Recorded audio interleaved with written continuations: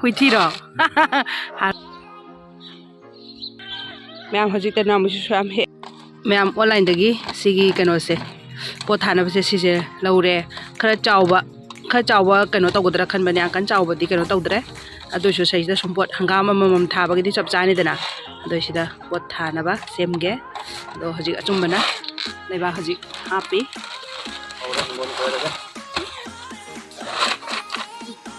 Leibak sisu marang kain leitamne adu sokpo si macha si doina amamam oina ma hapa tharage na adu mai oi seme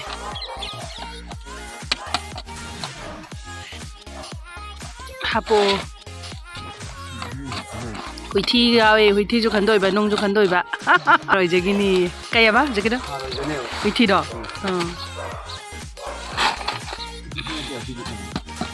Mayam hojik sigai hale leibak ko ado asomda sip tawra si thanga si ko je tumbana gada ani ni thangdura yam hero sabe wani tai sida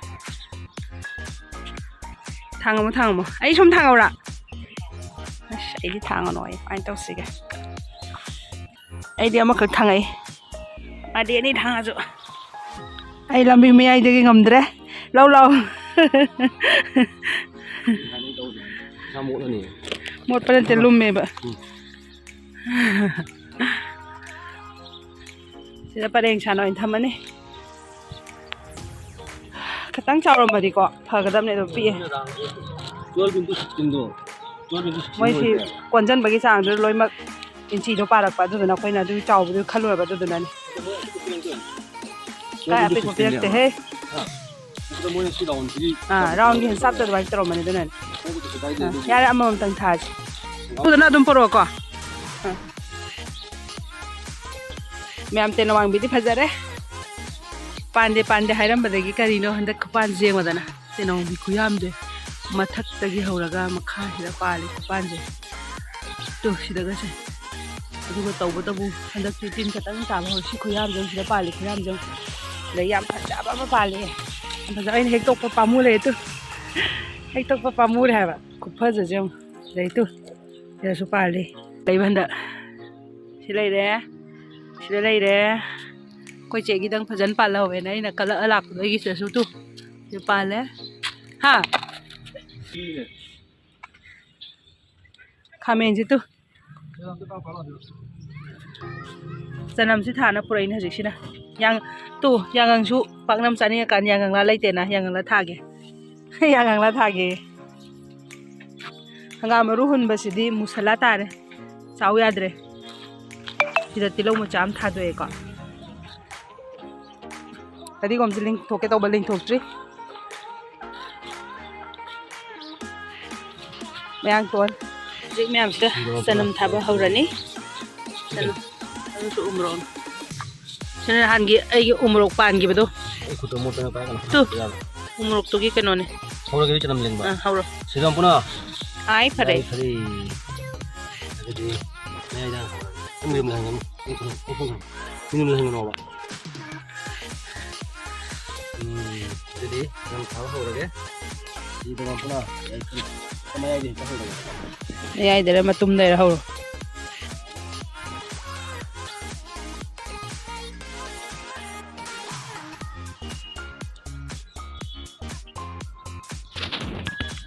Mấy hawai bi hun phajana haure ko to aina mathak sida khaga wang khalab ne hangamaru chai saliba hangamaru se haura adi rum phu chu chai yai dana adu dogi ene chujak ne ko sina palak adu wa khame handak ti khame nam pale tu na pale am pale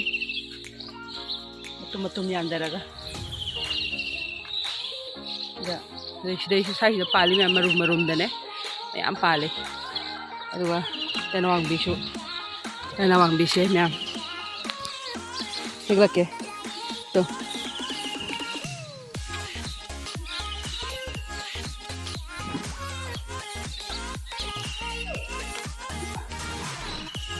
tenawang bisu hendak di jana marang kaina pali ko si marak ta pali me am to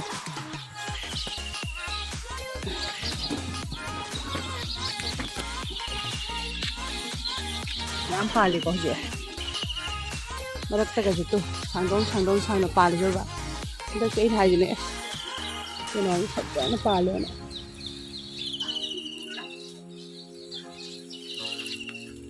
ꯄꯦꯟꯒꯩ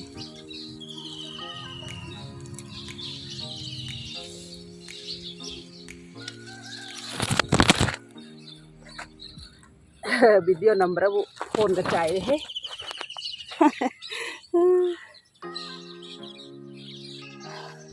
भी सिगैदी है को phone का लई अला लोगी बने अदुगा उमरोक से हम फजना पाले हंदक्ति तो हंदक्ति अहुम मरी मु हेक्तना चागरे अदुगा याम पाले को खानेजुमा पानसरे अदु म्याम आई नहान थाबा को सिगी सैद प्लास्टिक थाबा पोचै म्याम से हौरे लोइनमा सिलाई हामु कनो दने अवा फदिगो अदु तो आई तिलौ मना आई चनम अदुगा सिना सौगी मरु आई से हुंजन बने को अदुगा सिना हवाई टोन सिंजु चाना हवाई टोन अहुम थारे अदु सिदना तिलौ कथेंदगी तिलौ लेरकपा कनो मतोन चोंबा सिंदो लोई थाजन बने अदुसी हौरे हंगाम जे अमखक लिंथोकने दो मास मपांगन सोले लेरे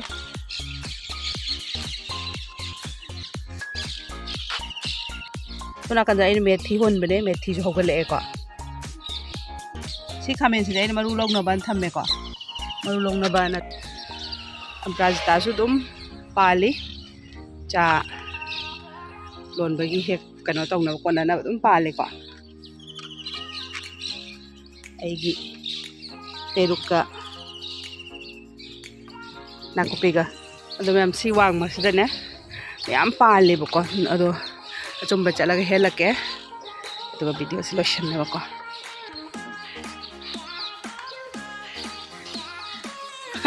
अचुंबा सोमदा तेनौमी हेक चतने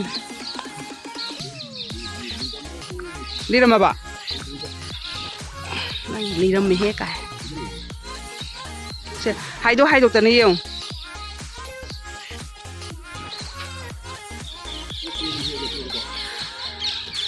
हाइदो हे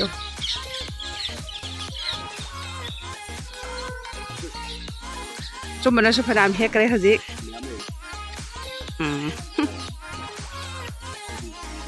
सकतगा संगबानबा मरक्तदा नको का हाइपेट कुप्पा लेपलदी फजाम लोयनी ना आइडिया दु उदना थारी नि नंग उदबा हा ओ हम तो थांगलोय वा खबजसे हा थापो वा खुयाम जे तु सिदसु पानबे लेपमद्रि हाबा तो